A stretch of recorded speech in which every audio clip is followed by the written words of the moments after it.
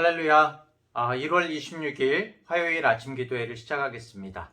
오늘도 하나님의 말씀으로 생명의 삶을 사는 우리 모든 성도님들 되시길 바랍니다. 오늘 하나님의 말씀은 누가복음 9장 1절부터 17절까지의 말씀입니다. 예수께서 12제자를 불러 모으사 모든 귀신을 제어하며 병을 고치는 능력과 권위를 주시고 하나님의 나라를 전파하며 앓는 자를 고치게 하려고 내보내시며 이르시되 여행을 위하여 아무것도 가지지 말라. 지팡이나 배낭이나 양식이나 돈이나 두 벌 옷을 가지지 말며 어느 집에 들어가든지 거기서 머물다가 거기서 떠나라. 누구든지 너희를 영접하지 아니하거든 그 성에서 떠날 때 너희 발에서 먼지를 떨어버려 그들에게 증거를 삼으라 하시니 제자들이 나가 각 마을에 두루 다니며 곳곳에 복음을 전하며 병을 고치더라. 분봉왕 헤롯이 이 모든 일을 듣고 심히 당황하니 이는 어떤 사람은 요한이 죽은 자 가운데서 살아났다고도 하며 어떤 사람은 엘리야가 나타났다고도 하며 어떤 사람은 옛 선지자 한 사람이 다시 살아났다고도 함이라. 헤롯이 이르되 요한은 내가 목을 베었거늘 이제 이런 일이 들리니 이 사람이 누군가 하며 그를 보고자 하더라. 사도들이 돌아와 자기들이 행한 모든 것을 예수께 여쭈니 데리시고 따로 베세다라는 고을로 떠나가셨으나 무리가 알고 따라왔거늘 예수께서 그들을 영접하사 하나님 나라의 일을 이야기하시며 병 고칠 자들은 고치시더라. 날이 저물어가매 12사도가 나와 여짜오되 무리를 보내어 두루 마을과 촌으로 가서 유하며 먹을 것을 얻게 하소서. 우리가 있는 여기는 빈 들이니이다. 예수께서 이르시되 너희가 먹을 것을 주라 하시니 여짜오되 우리에게 떡 5개와 물고기 2마리밖에 없으니 이 모든 사람을 위하여 먹을 것을 사지 아니하고서는 할 수 없사옵나이다 하니 이는 남자가 한 5,000명 되미러라. 제자들에게 이르시되 때를 지어 한 50명씩 앉히라 하시니 제자들이 이렇게 하여 다 앉힌 후 예수께서 떡 5개와 물고기 2마리를 가지사 하늘을 우러러 축사하시고 떼어 제자들에게 주어 무리에게 나누어 주게 하시니 먹고 다 배불렀더라. 그 남은 조각을 12바구니에 거두니라. 아멘. 어제는 이 혈루증을 앓는 여인을 예수님께서 고치시고 회당장 야이로의 죽은 딸을 예수님께서 다시 살리신 사건을 우리가 함께 묵상했죠. 지금까지는 예수님께서 직접 고치시고 직접 회복시키셨다면 오늘 본문에서는 이제 예수님께서 제자들을 통해서 일하시는 부분이 나오게 됩니다. 이제 본격적으로 제자들과 이 팀 사역을 시작하시는 것 같아요. 하루는 예수님께서 제자들을 불러 모으십니다. 그동안 예수님의 등 뒤에서 예수님께서 일하시는 현장들을 보면서 놀라운 체험을 하고 있던 제자들은 영문도 모르고 이제 예수님 앞으로 모여들죠. 지금까지 예수님께서 들려주시는 하나님 나라의 이야기를 들으며 아멘으로 화답하고 예수님께서 귀신을 쫓아내고 병든 사람을 치유하시는 것을 두 손에서 아주 진땀나게 그렇게 지켜보던 제자들은 예수님의 뜻밖의 이 말씀을 듣습니다. 이제는 너희들이 해봐라. 이제는 더 이상 내 뒤에 있지 말고 너희가 나가서 하나님 나라를 전파하고 병들어서 고통을 겪고 있는 사람들을 치유해 주라고 말씀하시는 거죠. 제자들은 이 벼랑간에 예수님께 등 떠밀려서 귀신 들린 사람들을 또 병에 걸린 사람들을 마주해야 할 처지가 됐습니다. 제자들은 아마 처음에는 할 수만 있다면 그 자리를 피하고 싶었을 겁니다. 예수님, 저희들에게는 무리예요. 성경에는 안 나와 있지만 처음에는 아주 계속 버팅기는 그런 제자들도 있지 않았을까 싶습니다. 그런데 제자들은 이렇게 스스로에 대해서 전혀 기대할 수 없었겠지만 자기 자신을 믿지 못했겠지만 제자들을 향한 예수님의 기대 수준은 제자들의 생각 이상이었던 거죠. 제자들이 그저 피동적인 신앙생활에 만족하는 그 안일함을 깨고 직접 하나님 나라를 살아내고 복음을 전하기를 예수님은 바라셨던 겁니다. 예수님께서 나중에 이 공생의 막바지에 제자들에게 주신 말씀이 있죠. 내가 진실로 진실로 너희에게 이르노니 나를 믿는 자는 내가 하는 일을 그도 할 것이요 또한 그보다 큰 일도 하리니 이는 내가 아버지께로 감이라. 이것이 예수님께서 기대하고 꿈꾸셨던 제자들의 모습이었습니다. 이제껏 제자들로 하여금 따라다니게 하시고 예수님의 사역을 보게 하신 것이 그들로 하여금 믿음을 가지고 맡겨주시는 주님의 일을 주님의 이름으로, 주님의 능력으로 해내게 하기 위함이었던 거죠. 제가 이 말씀을 나눌 때에 이거 나에게 하는 말씀이다 라고 팍 생각이 드시는 분들은 복된 겁니다. 우리 각자 성도님들이 이 말씀을 자신의 말씀으로 받으시기를 바랍니다. 예수님께서는 제자들을 그냥 내보내지 않으시고 주신 일을 감당할 수 있도록 예수님이 가지신 능력과 권위를 부여하셨습니다. 이 능력과 권위는 힘이나 세상적인 권세를 의미하는 것이 아닙니다. 그런 것으로는 영적인 귀신이나 세상의 악을 멸할 수가 없지요. 예수님의 권위와 능력은 하나님으로부터 온 것이고 하나님의 뜻 가운데서만 발현될 수 있는 것입니다. 예수님께서는 이 3절 이하에서 이 영적 권위를 위해서 제자들에게 몇 가지 지침을 주시는데요. 살펴보자면 첫 번째는 여행을 위해서, 즉 하나님의 일을 하기 위해서 아무것도 가지지 말라고 하십니다. 지팡이나 배낭이나 양식이나 돈이나 두벌 옷 같은 여행을 위한 최소한의 것도 지니지 말라고 하시는데요. 여러분, 우리가 이것을 글자 그대로 그렇게 실행해야 할까요? 복음을 전하는 사람은 절대 두벌 옷이 있어서 옷도 갈아입어서는 안 되고 돈도 절대 가지고 다니지 말아야 할까요? 완전히 무소유를 실현해야 할까요? 우리는 이 말씀의 의미를 잘 분별하고 파악해야 됩니다. 성경은 역사적이고 문화적인 부분을 우리가 잘 유념해서 해석을 해야 되거든요. 진리는 동일하지만 하나님께서도 우리가 이 부분을 이 시대 가운데 잘 적용하기를 원하십니다. 결국 이 말씀은 오로지 하나님을 향한 철저한 신뢰를 의미하는 것이죠. 우리를 움직이고 일하게 하는 어떠한 힘, 우리가 의지하는 것이 하나님 외에는 그 어떤 것도 되어서는 안 된다는 것을 말하는 것입니다. 우리는 주님께서 3벌, 4벌 옷을 주셨죠. 자가용까지도 주셨습니다. 주님께서 주신 것들을 누릴 수 있고 또 감사함으로 잘 사용해야 됩니다. 하지만 효과적인 사역, 효율적인 방식이라는 그 미명하에 우리가 얼마나 세상의 가치와 경험과 지식에 의존하고 있는지 예수님은 우리에게 경계하고 계시는 것이죠. 두 번째로 어느 집에 들어가든지 거기서 머물다가 거기서 떠나라고 하십니다. 하나님의 인도하심을 받으면서 우리가 어떤 조건과 상황에 따라서 유리하고 불리함을 따져서 움직이는 세상의 방식을 쫓지 말아야 한다는 것입니다. 계산에 빠른 이 시대, 우리에게 하나님의 증인으로서의 이 걸음걸음은 말씀만을 쫓아서 정말 우직하게 걸어야 한다는 것을 말씀하시는 것이죠. 세 번째는 우리가 만약 복음을 전할 때 사람들이 영접하지 않으면 발의 먼지를 떨어버리라고 하십니다. 말씀을 전하고 주님을 나타내는 삶을 살 때에 세상 사람들의 반응에 연연해하지 말라는 뜻이죠. 세상이 나를 환대하지 않는 것, 사역에 있어서 세상이 평가해주는 눈에 보이는 열매가 없는 것, 누가 알아주지 않는 것, 이런 결과에 대해서 초연한 걸음을 걸으라는 말씀입니다. 우리는 너무나 세상이 주는 평가와 인정에 목말라 하죠. 그렇게 살아가고 있을 때가 많습니다. 결과에 연연하는 삶은 자신의 사역과 봉사가 하나님의 것이 아니라 자신의 것임을 공공연히 드러내는 교만이고 불신앙인 것입니다.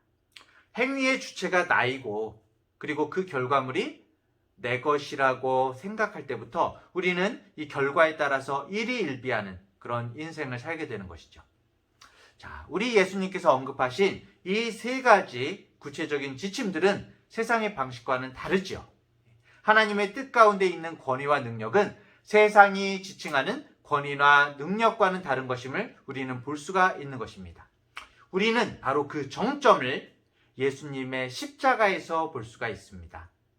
예수 그리스도의 십자가는 인류를 죄에서 구원한 악에 대한 승리를 의미하지만 그 방식은 어떻습니까?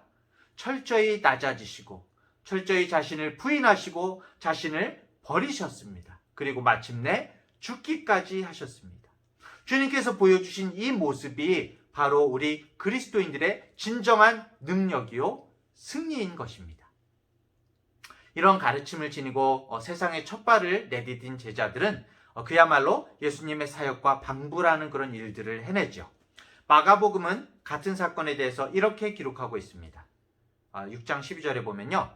제자들이 나가서 회개하라, 전파하고 많은 귀신을 쫓아내며 많은 병자에게 기름을 발라 고치더라. 이렇게 말씀하고 있죠.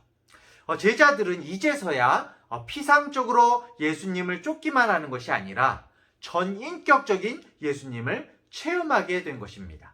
단순히 귀신을 내쫓고 병든 사람들을 고쳤다는 그런 사실 때문이 아니라 그들이 정말 이 말씀처럼 아무 것에도 의존하지 않고 하나님을 철저히 신뢰하면서 인간의 계산이 아닌 하나님의 인도하심에 따라서 사역하고 예수님의 방식을 따라서 주님을 체험했기 때문이죠.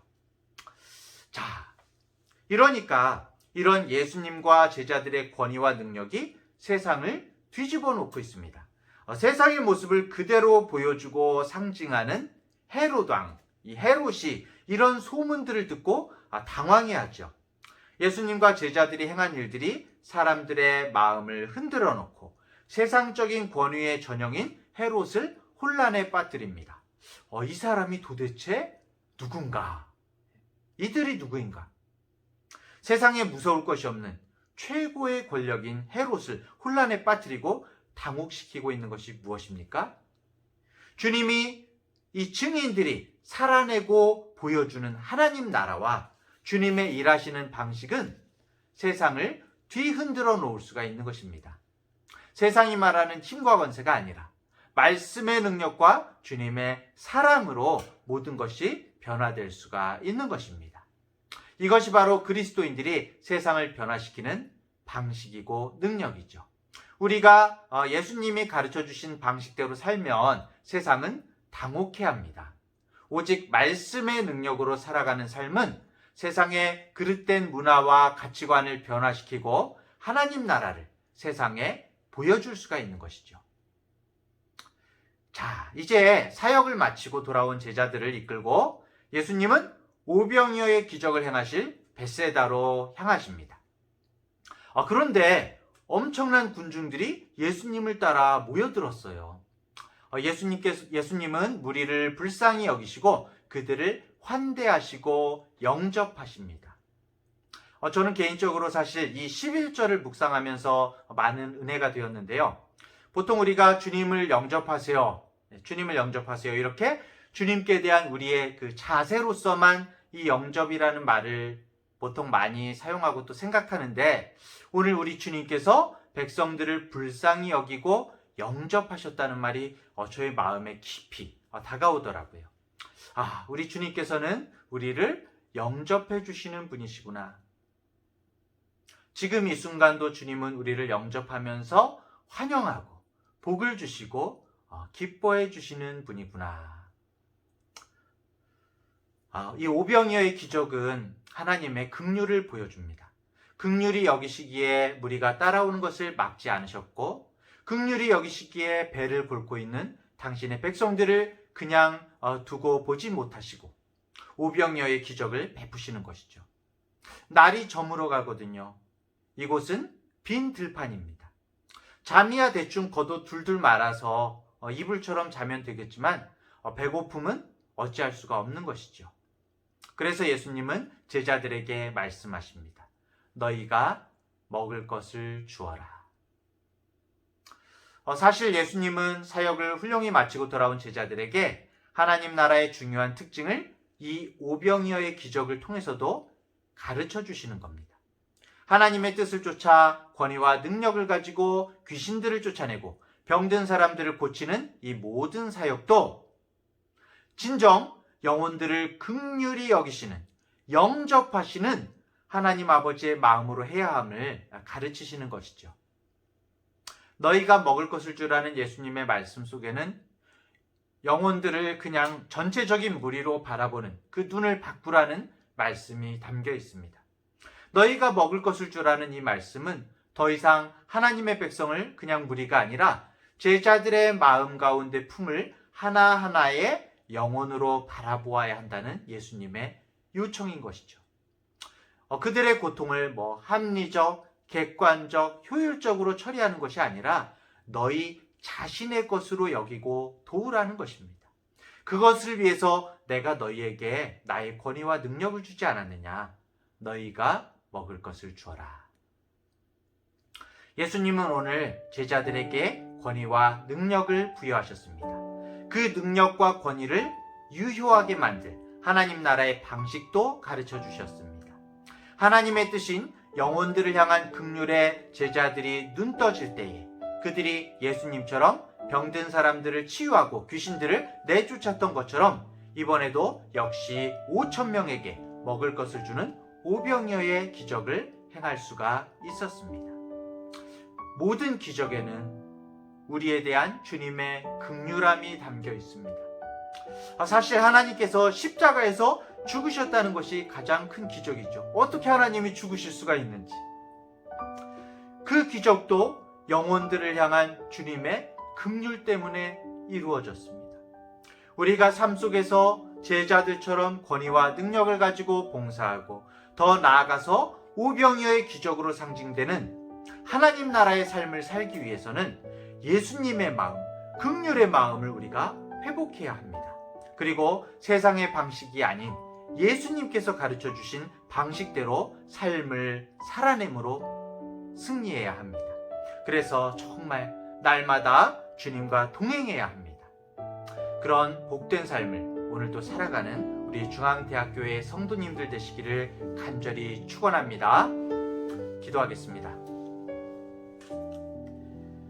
하나님 아버지, 오늘도 주님의 말씀을 통해 알게 하시고 가르쳐 주심을 감사드립니다.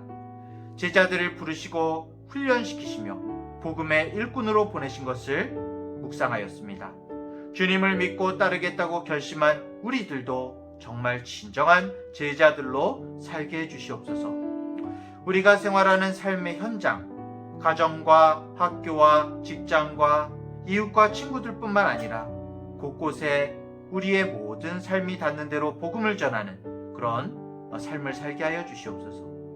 주님께서 제자들에게 능력과 권위를 주신 것처럼 저희들에게도 주님의 이름으로 담대히 나아갈 수 있는 용기를 주시어서 하나님 나라의 능력과 권위를 허락하여 주시옵소서. 주님의 명령처럼 검소하고 겸손하게 하시고 주님만을 의지하게 하시고 복음의 본질에 충실한 삶을 살게 하여 주시옵소서.